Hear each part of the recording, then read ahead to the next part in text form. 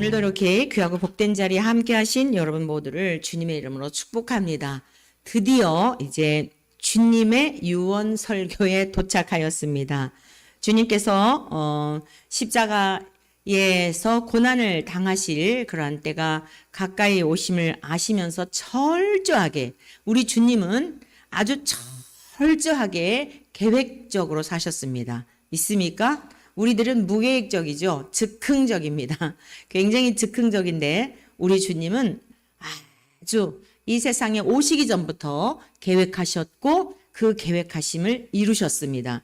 그리고 그 계획하심을 하나님만 아시는 게 아니라 성자 예수님만 아시는 게 아니라 성령님을 통하여 때마다 예수님이 이 땅에 오시기 전부터 하나님의 사람들을 택하여 부르시고 그들의 입술에 하나님의 말씀을 주셔서 그 뜻을 다 드러내셨고 드러내신, 선포하신 그 말씀대로 응하신 겁니다. 믿으시지요? 그래서 이제 우리 주님이 이 땅에 오신 목적이 뭐냐면 죽으러 오신 거죠. 죽음을 통하여 우리의 죄에 대해서 죽고, 우리도 죽고 우리 주님의 의에 대하여 살도록, 그래서 영원한 영생과 부활을 주시려고 우리 주님이 이 땅에 오셨던 겁니다. 그런데 제자들이 예수님을 따르는 목적 자체가 달랐습니다. 제자들의 생각은 무엇이었는가 하면, 첫째는 저 영원한 천국이라는 나라에 대해서 막연하였고 추상적이었고 와닿지 않았습니다. 이해도 부족했습니다. 그들이 천국을, 하나님 나라를 모르는 건 아니겠죠. 왜냐하면 기본적으로 유대인들은 구약의 말씀들을 통해서 하나님이 명하신 영원하신 하나님이고 창조하신 하나님이고 이런 것은 기본적으로 알았기 때문에 그들이 영원한 하나님의 나라, 그 무궁한 나라가 있음에 대한 거는 몰랐을 리가 없는데 성경에 구석구석 기록되어 있기 때문에 알았을 터이지만 머리로 알았던 겁니다. 머리로만, 그냥 관념적으로만, 그냥 상식적으로만, 우리의 눈으로 보여지는 것, 우리의 생각 안에서만 이해한 거죠. 그러니까 하나님 나라를 절대 이해할 수 없습니다. 우리가 지난 주일 낮 시간에 배웠지만 전혀 다른 세계입니다. 하나님의 나라는 전혀 다른 세계예요. 그래서 하나님의 나라에 들어가는 방법도 세상적인 살아가는 삶의 이치들과는 전혀 다른 거예요. 우리는 무엇을 뿌리게 되면 내가 무엇을 가지고 그것을 통해 결실물을 얻지만 하나님께서는 우리가 무엇을 행함으로 말미암아 천국에 가는 이런 방법 자체를 하나님이 허락지 않으셨어요. 왜냐하면 내가 무엇을 얼마만큼 해서 얼마만큼 거둬들이게 되면 그 공로가 누구에게로? 나에게로 가는 거예요. 내 노력, 내 열심, 내 능력. 내가 수고하였기 때문에 이만큼 거둬들이고, 뭐 예를 들자면 연봉을 책정하잖아요, 회사에서.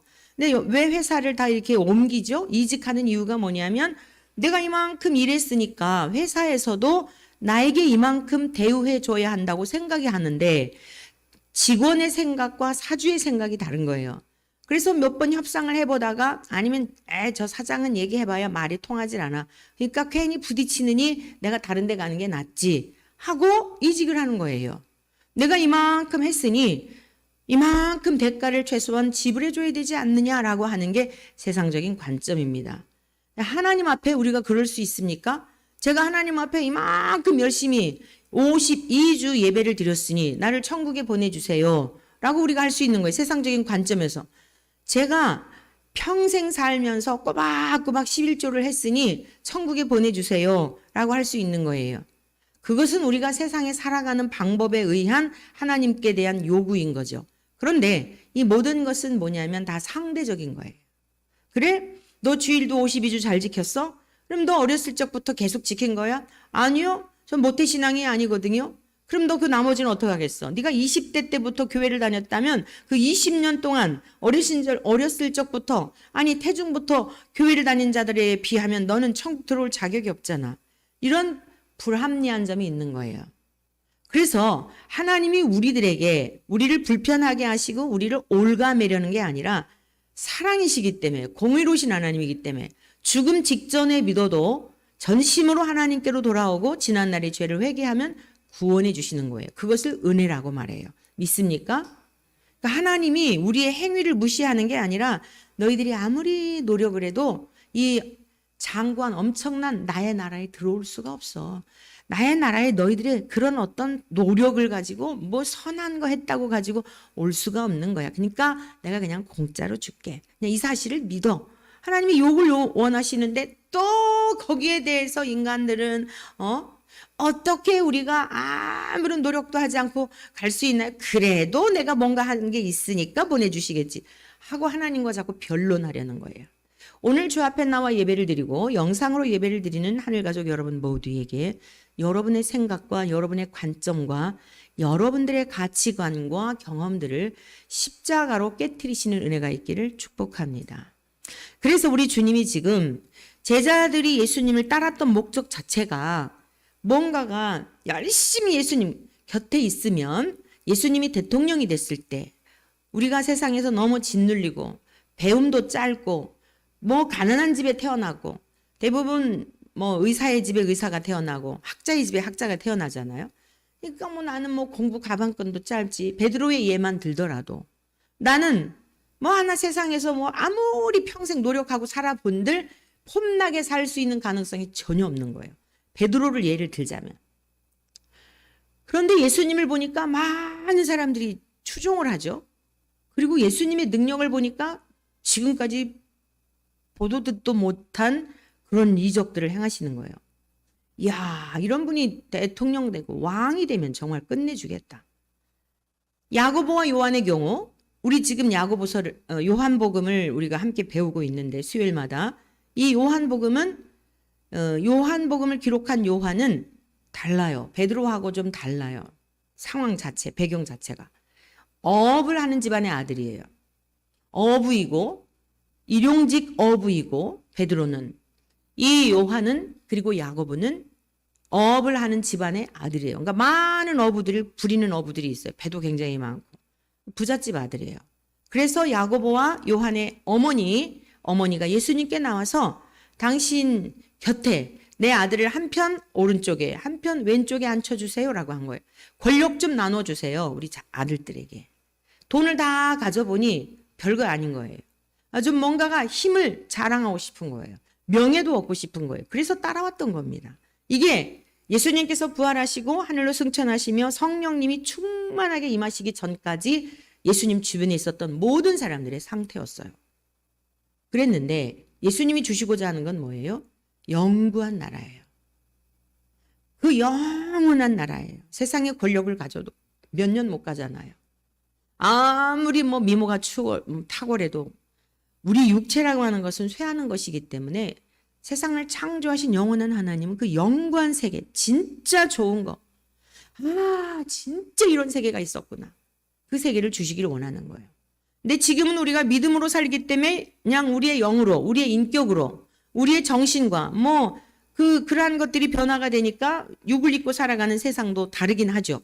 그러나 실제 죽음 이후에 또는 주님이 공중에서 오실 때 우리가 주님을 만나 이제 영원한 하나님 나라로 호련히 들려 올라간 그 세계는 완전히 다르죠.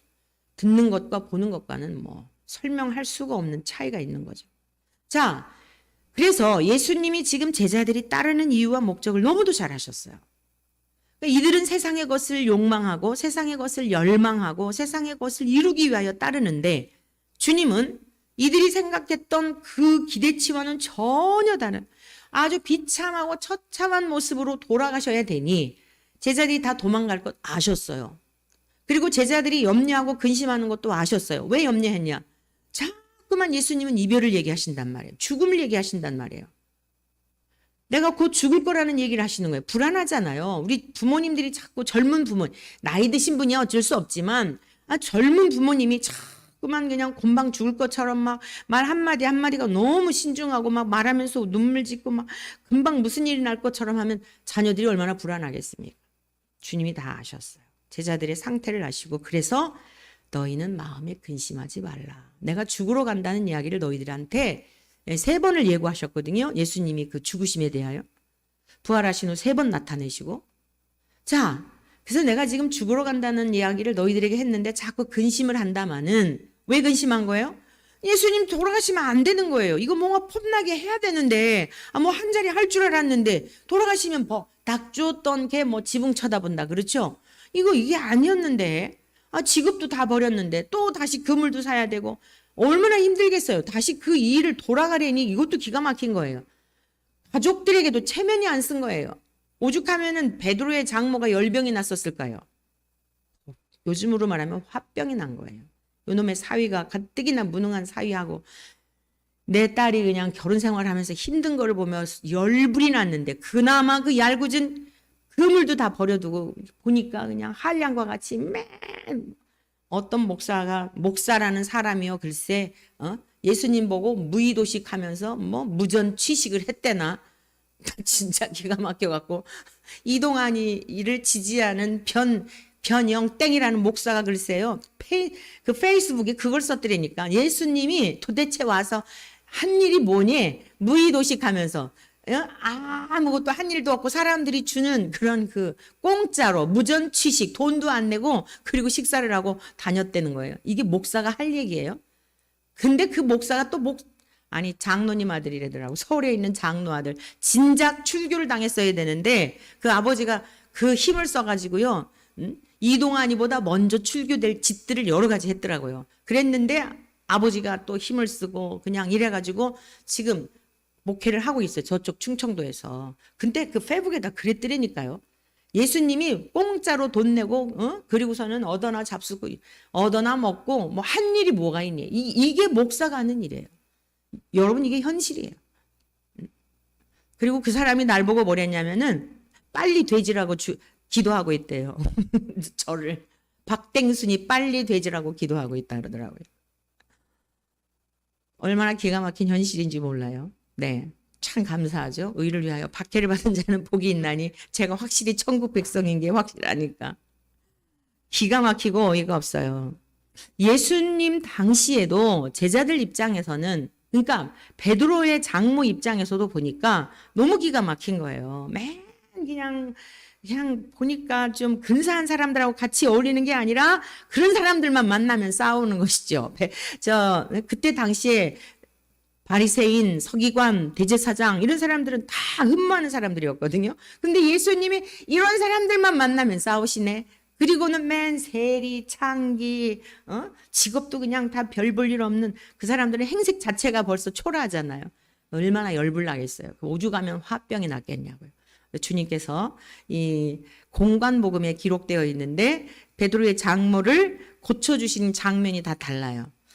손을 어루만지시니 나았더라. 꾸짖으시니 나았더라. 손을 잡아 일으키시니 나았더라. 예수님은 하나님과 동일한 본질이시기 때문에 눈빛, 언어, 모든 행동 하나하나가 능력인 줄로 믿습니다. 이 하나님 말씀 하나하나가 한 절 한 절이 다 능력이에요. 어떤 말씀을 붙잡든지 그 말씀이 우리의 삶 속에 능력으로 나타나요. 이 말씀 오늘 우리가 찬송가 200장, 201장, 우리가 202장 같이 불렀는데 말씀이 능력입니다. 할렐루야. 자, 그래서 이 제자들의 마음을 꿰뚫어 보시기 때문에 근심하고 있는 것을 아셨어요. 예수님이 돌아가시면 안 되는데. 그래서 예수님이 너희는 마음에 근심하지 말라. 내가 죽으러 간다 함으로 너희들이 근심하느냐. 근심하지 말라. 너희들 하나님 믿지? 유대인으로 태어나서 조상적부터 하나님이 이 세상 만물을 창조하셨고 모세오경은 기본적으로 이 사람들이 거의 다 외워요. 기본적으로 유대인들은 다 알아요. 세상을 창조하셨고 홍해바다 가르시고 놀라운 조상들에게 그 행하셨던 기적을 알고 있단 말이에요. 그 말씀이에요. 하나님을 믿지? 하나님이 세상을 창조하셨고 너희 조상들 가운데 행하신 모든 일들을 믿지? 근데 지금 예수님과 그 하나님을 별개로 생각하고 있는 거예요. 그 하나님은 하나님이고 예수님은 이 세상에 오셔서 다윗과 같이 육체를 입고 있는 이 사람이 보니까 능력이 탁월하니까 자, 이 예수라는 분을 따르면 왕이 되어서 다윗과 같이 왕이 되어 옆에 있던 막 그 요압 장군처럼 자기들도 무엇인가 막 한 자리씩 딱 나눠 가질 것 같으니까 장모님 조금만 참으세요. 막 이러고 얼마나 그랬겠어요. 마누라가 옆에서 바가지 긁으면 조금만 참아. 곧 이제 그때가 와. 저 이제 로마를 쳐부수고 이제 내가 따르는 예수라는 이분이 딱 승기를 잡고 정권을 쟁취하면 이제 머지않았고 다 해결해 줄게. 이러고 얼마나 그랬겠냐고요. 베드로는 아내를 데리고 다녔어요. 그러니까 아무튼 못 믿겠으니까 따라다녔는지 아니면 집에 있으면 친정 엄마가 자꾸만 야단하니까 따라다녔는지 성경에는 그런 내용은 안 나와요. 우리들이 알아서 해석하라는 거예요. 성령님에 의하여 해석하라는 거예요. 그래서 다 각각 자기들의 입장에 따라서 그 행간, 글과 글 사이에 그런 것들을 이렇게 묵상해 보면 참 은혜가 돼요. 어찌됐건 이 베드로 아내는 베드로를 따라다녔어요. 그래서 바울이 베드로처럼 아내를 데리고 다닐 권위 없겠느냐 이런 부분들을 거기 따라다녔다 이렇게 써있진 않는데 그런 군데군데 우리들에게 던져주고 있는 거죠. 왜 따라다녔는지는 몰라요. 믿지 못해서 따라다녔든 아무튼 따라다니면서 바가지를 긁느라고 따라다녔든 친정 엄마한테 자꾸 괴롭힘을 당하니까 도피하느라고 따라다녔든 모르지만 하여간 따라다녔어요. 자, 그러면서 예수님이 하나님을 믿으니 또 나를 믿으라. 그 창조주 하나님, 전능자 하나님, 너희들을 창조한 하나님을 믿는다면 나를 믿어. 이렇게 말씀하신 거죠. 자, 그러면서 내가 왜 너희들에게 죽으러 가느냐, 내가 왜 죽어야 하는지, 죽으러 갈 거다라고 하는 이러한 이야기를 한 이유를 설명해 주시는 거예요, 이 장에서. 그래서 오늘 본문 말씀을 거처, 예비, 알이라고 하는 이 세 가지의 단어를 중심해서 이 성경을 굉장히 왜곡되게 해석들을 하세요. 그래서 부흥 강사 목사님들이 이 말씀을 중심해 갖고 예수님이 지금 천국으로 가셔서 집을 짓고 있다. 2절에 뭐라 그러셨어요? 내 아버지 집에 거할 곳이 많도다. 거할 곳이 많도다. 그랬잖아요. 끝났어요. 우리 아버지 집에, 천국에 거할 곳을 다 창세전에 우리가 이 세상을 창조하실 그때 전부터 다 계획하시고 세상을 창조하신 하나님이 영원한 나라도 완성해 놓으셨어요. 믿습니까? 지금 부랴부랴 예수님이 지금 부지런히 막 망치로 집 짓고 계신 게 아니에요. 어느 세월에 그걸 집을 지어가지고 이 인류 가운데 구원받을 백성들을 다 그 집집 다 주시겠어. 말이 안 되는 거예요. 또 어떤 사람들은 뭐 죽었다가 깨났는데 천국과 지옥을 갔다 왔는데 누구는 개털 모자를 쓰고 있더라. 누구는 초가집에 살고 있더라. 말도 안 되는 소리들을 해요. 내 아버지 집에 거할 곳이 많도다. 끝났어요. 저와 여러분들이 머물 영원한 천국은 광활한 그 세계는 상상할 수 없는 그 세계는 이미 다 완성되어져 있어요. 믿습니까? 그 다음이 중요해요. 그렇지 않으면 너희에게 일렀으리라. 만약 영원히 살게 될 하나님의 나라가 준비되어 있지 않으면 내가 너희들에게 얘기했을 거야. 근데 주님이 뭐라 그러셨죠? 하나님의 나라는 바리새인들이 물어요. 누가복음 17장에서 바리새인들이 뭐라고 묻냐면 하나님의 나라가 언제 임하죠? 하나님이 통치하시는 나라가 언제 임하지요? 그랬더니 하나님의 나라는 너희 눈에 보게 임하는 게 아니라 너희 안에 있느니라 이렇게 말씀하시죠. 하나님이 통치하시는 주권, 나의 주권, 내가 모든 것을 결정하고 내가 모든 것을 주인이라고 생각하고 내 마음대로 하잖아요. 이게 세상에 살아가는 사람들의 특징이잖아요. 부모가 자녀의 통치권이 있잖아요. 부모가 일로 와, 너 저리 가. 우리 여행 가자. 안 돼. 이게 여기 통치권이죠. 근데 아이들이 이제 독립적으로 자랄 때까지는 부모의 그 지배 아래 있기 때문에 막 가기 싫어도 막 억지로 울면서 따라다니는 거예요. 근데 얘네들이 조금 크잖아요. 그럼 이제 반발하는 거지. 고개를 빳빳하게 들고 왜 가야 되는데요? 가기 싫은데요? 이러고 이제 그때부터 갈등이 생기죠. 여러분 그 권위가 다 있는 거예요. 우리 모든 인류의 통치권자는 누구냐면 하나님이세요. 그래서 하나님이 주일은 나의 날이야. 왜 당신의 날이야? 이러고 다 들이받아. 이게 세상 사람들이에요. 근데 우리는 뭐죠? 그 통치 아래 있는 거예요. 맞습니다. 주님의 날입니다. 라고 우리는 순복하고 예배를 드리는 거예요. 할렐루야. 이게 하나님의 나라가 임한 거예요. 열 중에 하나는 내 것이야. 성경에 기록된 말씀대로 네, 알겠습니다. 순종하는 거죠. 이게 지금 하나님의 통치 아래 있는 거예요. 근데 하나님은 우리가 통치라고 하는 용어 자체가 굉장히 어감도 그렇고 우리가 이렇게 생각하는 기존의 많은 눈에 보여지는 나라의 통치권자들에 대해서 불편부당하고 부조리하고 불법하고 그냥 아주 독재자들이며 다양한 사람들을 경험했기 때문에 이 통치라고 하는 이 단어의 개념 자체가 굉장히 우리에게 불편하게 와닿아요. 그러니까 하나님 나라에서 하나님 나라란 통치적 개념이다라고 할 때 믿음의 눈으로 그 말씀을 받지 아니하면 믿음의 소리로 그 말씀을 받아들이지 아니하면 굉장히 또 하나님이 독재자인 것 같고 되게 하나님이 막 억압적인 것 같아요. 세상의 왕들하고는 다른 통치적 개념이에요. 세상의 통치자들은, 세상의 주권자들은 자기 유익을 위해서, 자기의 무엇인가 권력을 위해서 이용하는 거예요. 근데 하나님의 성품이 뭐죠? 사랑이시잖아요. 사랑의 하나님이 사랑에 기초하여 통치하시는 거예요. 악에 순복하면 너희들이 고통을 당해. 괴롭잖아. 마음도 평안이 없잖아. 그래서 우리가 하나님을 알아야 되는 거예요. 오늘 알미라고 하는 게 바로 그런 의미입니다. 이 알미라고 하는 세 번째 개념에 대한 게 이 기노스코라고 하는 이 개념은 전 존재적으로 알아버리는 거예요. 아, 하나님이 우리를 통치하신다는 것, 내가 하나님의 통치 아래 지배를 받는다는 것은 이게 막 세상 왕들을 눈치 보면서 이게 아니라 나를 억압하고 자유를 빼앗아 이게 아니라 하나님의 말씀 앞에 순종할 때에 진짜 그 안에 자유가 있구나. 이걸 알아버리는 거예요. 경험적으로 알아버리는 거예요. 인격적으로 맛을 보게 된 거예요. 그러니까 하나님 앞에 대한 예배며 하나님께 대한 헌신이며 하나님을 향하여 드리는 것들이며 그 안에서도 기쁨이 있고 그러니까 어떻죠? 상태적 개념. 마음이 너무 상태가 기쁜 거예요. 내가 살려고 막 계산을 하면서 이거 해가지고 막 통장에다 계산하고 할 때는 너무 피곤한 거예요. 그리고 맨날 이게 이제 네가 점검하는 거예요. 내가 모아둔 게 막 늘어나나 빠져나가나 이달 어떻게 사나 너무 괴로운 거예요. 근데 주님께 다 맡기고 이달 정말 살 수 없어. 근데 보니까 하나님의 것을 하나님께 드리고 하나님의 말씀대로 순종했더니 이거 어떻게 산 거지? 계산이 안 맞네. 이거 살 수가 없었는데 진짜 신기하네. 이거는 맛보아 아는 사람들만이 아는 거예요. 그 안에 그게 바로 상태적 개념. 자꾸 걱정이 없어지는 거예요. 지난달에도 기가 막히게 살게 하셨는데 어떻게 산 거야? 수입이 얼마였는데 지출이 얼마였는데 지출이 훨씬 플러스인데 이게 도대체가 계산이 안 맞네. 여러분 이게 이스라엘 백성들의 삶이었고 이 시대에도 하나님을 신뢰하고 믿는 자들의 삶이에요. 그런데 이것을 맛보아 알라고 말씀하고 있는데 맛보아 알지 못하는 이유가 뭐냐? 못 믿으니까요. 그래, 너네가 뭘 해봐야지. 그래서 내가 뭔가가 들어올 때가 있으면 안심이 되는 거예요.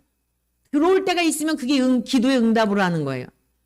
여러분, 내가 생각하는 관점에서 된 게 아니고 될 수 없는 중에 되어지는 것을 보면서 하나님이 내가 나다라고 드러내신 겁니다. 그래서 우리들의 결핍된 삶, 궁핍한 삶, 무엇인가 모자란 삶, 또 질병의 문제, 건강검진을 했는데 그냥 정기적인 건강검진 한 거예요. 근데 암세포가 작은 게 발견이 됐습니다. 그거 안 했으면 어떻게 되죠? 점점 커지게 되면 다른 데 전이가 되고 복잡하잖아요. 믿음의 사람들의 눈으로 어떻게 해석이 되는 거예요? 어머, 감사합니다. 뭐야, 열심히 봉사했는데 열심히 하나님께 드리는데 왜 암세포가 생겨? 이건 아직 하나님의 풍성한 은혜 안에 거하기에 약간 이게 함량이 부족한 상태예요. 하나님의 은혜 안에 거하는 사람은 모든 게 그냥 자동으로 변환이 돼요. 감사의 조건으로 변환이 돼요. 할렐루야. 이게 그리스도인의 삶이에요. 그러니까 상태적 개념, 공간적 개념. 답답했는데 그 은혜 안에 살게 되니까 이 공간도 똑같은 공간인데 그 공간을 보는 게 아니에요. 하나님이 나와 함께 하심에 대한 이런 경험을 하니까 그 마음도 그 평정심, 평화로움, 평안 이걸 빼앗아갈 수가 없는 거예요. 이게 하나님의 나라를 누리는 거예요. 근데 문제가 뭐냐?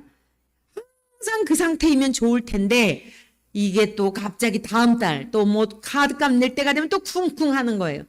아직도 우리가 연약해서 영적 근력이 약해서 근데 또 지나가는 거예요. 반복해서 보여주시는데도 불구하고 또 계속 의심하는 거예요. 그래서 하나님 나라는 현재적이며 미래적이다.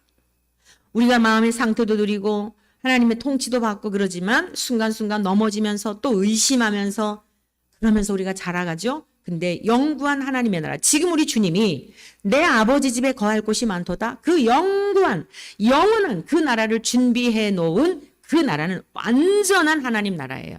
여기서처럼 걱정하고 염려하고 이달은 살았는데 다음 달 또 걱정 이게 아니라 영원히 만족한 삶, 영원히 기쁨이 넘치는 삶, 영원히 행복한 삶인 줄로 믿습니다. 영혼육 전 존재적으로 사는 삶이에요. 그러면서 뭐라고 말씀하셨냐면 내가 너희를 위하여 거처를 예비하러 가노니 이 부분 때문에 아까 말씀드린 대로 천국에서 지금 뭐 집을 짓고 있다 이런 얘기를 하는 거예요. 이 거처라고 하는 원어적 의미를 이해해야 돼요. 이 거처를 내가 너희를 위하여 거처를 예비하러 가노니, 자, 가서 너희를 위하여 거처를 예비하면 집을 다 짓고, 그러면 이제 그때 예수님이 재림하신다 이렇게 이제 해석들을 하는 거죠. 그러한 의미로 말씀하신 게 아니라는 거예요. 지금 가서 우리가 막 이런 막 공간 나무로 집을 짓고 돌로 집을 짓고 가장 안전한 이런 집을 짓는 게 아니고, 그 나라는 쇠하지 않는 영구한 나라예요. 무궁한 나라예요. 그러면 거처라고 하는 이 의미가 뭐냐? 이 거처라고 하는 의미는요, 구약적 의미. 구약에서 거처라고 하는 이 의미는 무슨 뜻이냐면 마땅한, 적당한, 합당한 이런 뜻이에요. 어여쁜 이런 뜻이에요. 구약에서 이 적당하다라고 하는, 이 거처라고 하는 이 의미의 원어적 의미는 그렇게 쓰였어요. 시편 33편 1절에 보면 이와 같은 내용이 고백되어져 있습니다. 시편 기자가 너희 의인들아 여호와를 즐거워하라. 너희 의인들아, 구원받은 백성들아, 하나님을 경외하는 자녀들아, 여호와를 즐거워하라는 거예요. 저와 여러분들은 하나님을 즐거워해야 하는 존재인 줄로 믿습니다. 그러니까 우리의 삶 속에서 다툼이 있고 갈등하고 슬퍼하고 우울해하고 하는 시간은 하나님이 근심하는 시간인 것을 명심하세요. 우리가 기뻐하고 즐거워하고 우리가 이 땅에서도 즐거워할 환경이 아니에요. 지금 상황이 너무 어려워요.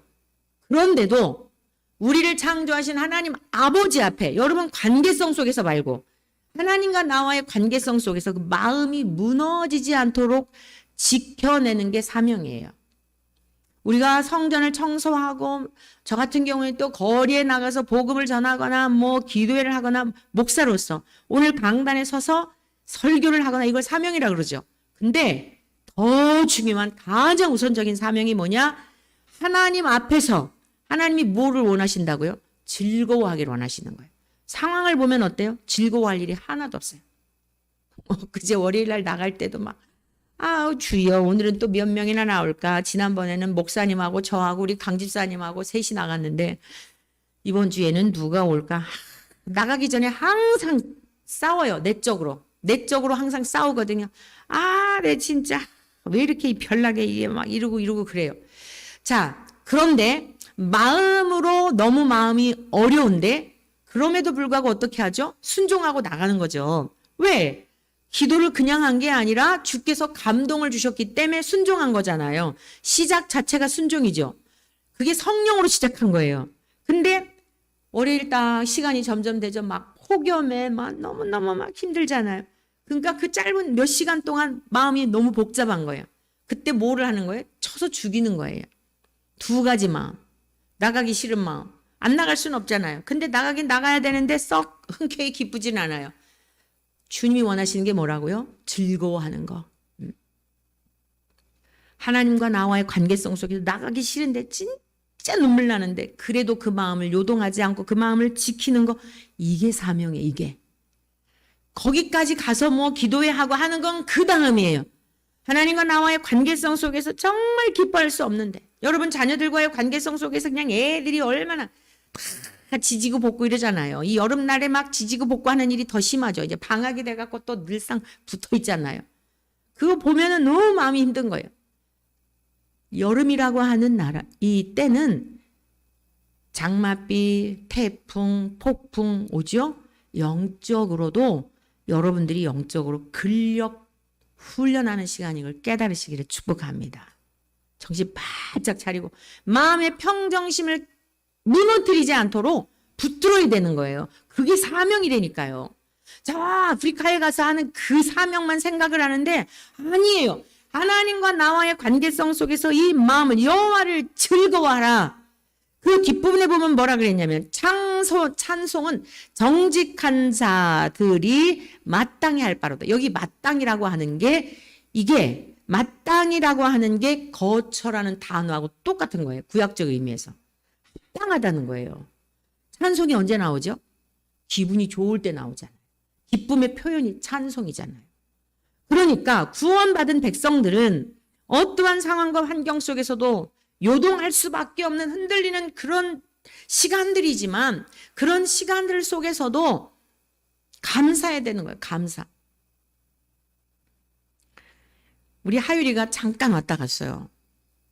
어젯밤에 늦은 시간 또 뭐 스케줄이 있어 어쩔 수 없이 갔는데 제가 너무 가슴이 아프더라고요. 이 아이를 이 짧은 시간 동안에 어떻게 해야 될까 이래가지고 이제 문구점에 가고 싶대요. 그래갖고 엄청 이제 뜨거웠잖아요. 이러고 데리고 가는데 얘가 이러는 거예요. 너무 좋대요. 빌딩 이런 게 너무 좋대. 아유 주여. 눈만 뜨면 산인데 이렇게 막 빌딩 아파트 막 이렇게 막 있는 게 너무 좋대. 아우 제가 너무 가슴이 아팠어. 그러니까 이제 도심에서 살다가 이렇게 굉장히 좋잖아요. 환경이. 그러니까 지 나름대로 그 환경에 적응하느라고 얼마나 힘들었겠어요. 자기도 모르게 튀어나오는 거야. 와 너무 좋다. 그래? 아우 할머니는 그 평창 너무 진부가 너무 좋던데. 아니 할머니 나는 이렇게 빌딩 같은 거 막 이렇게 막 복잡하고 이런 게 너무 좋아요. 그래 하율아, 그 고등학교 교과서에 이런 내용이 나와. 영국 시인이 이런 시를 읊었단다.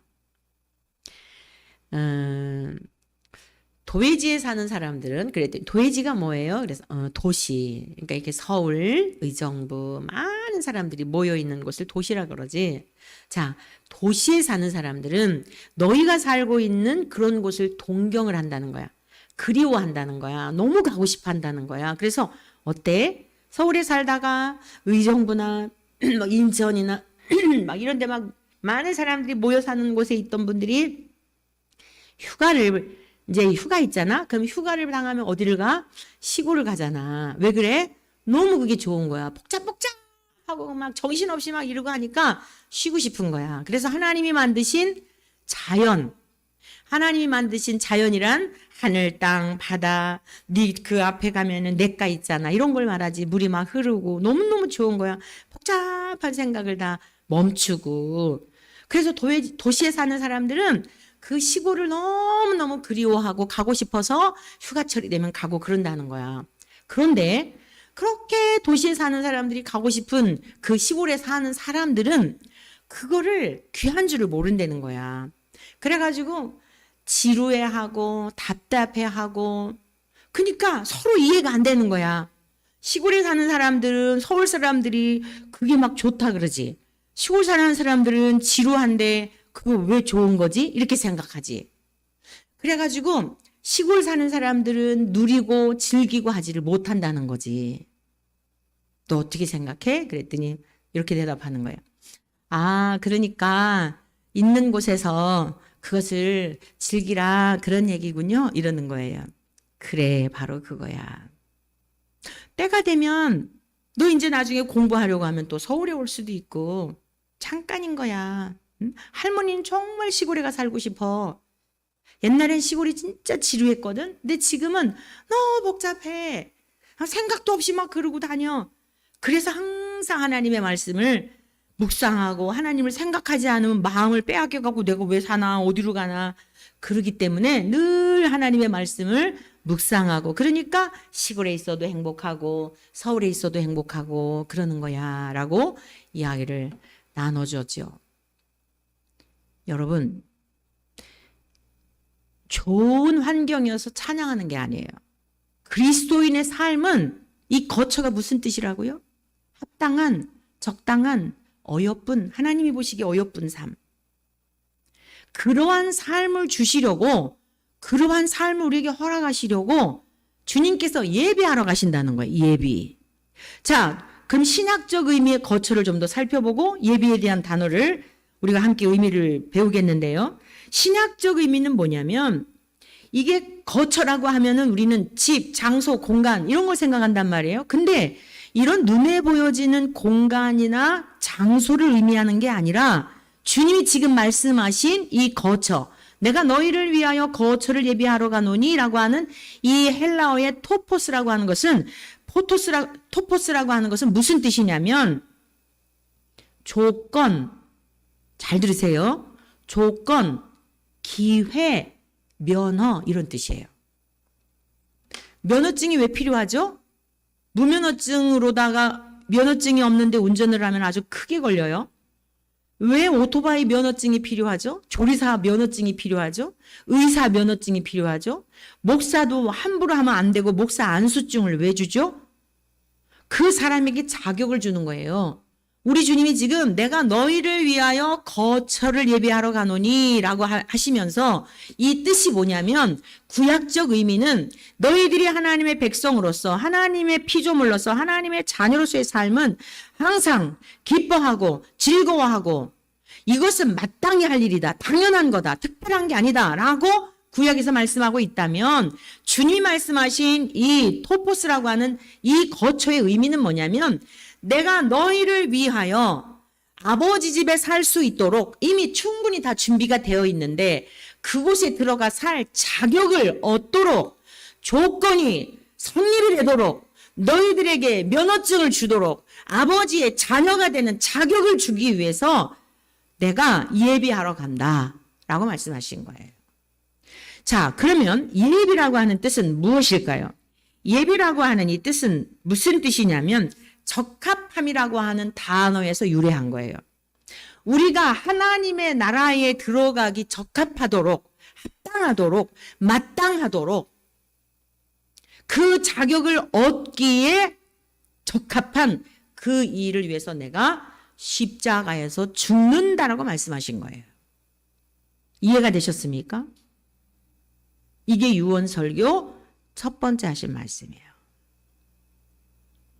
내가 십자가에 내가 곧 죽게 될 건데, 내가 죽으러 왔고 곧 죽게 될 건데, 이는 이미 아버지 나라는 내 아버지 집에 거처할 곳이 많아.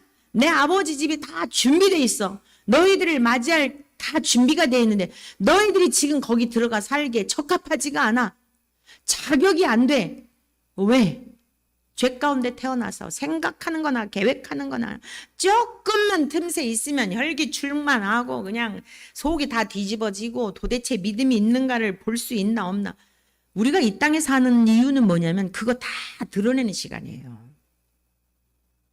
그래서 다른 사람 때문에 절망 느끼는 게 아니라 이제 좀 뭔가 됐나, 이제 내가 좀 온유해졌나 하는데 그런 순간 속에 있는 쓰레기가 막 다 뒤집어 막 어떤 상황과 사건과 뭐만 되면은 막 하나도 안 달라진 것 같아요.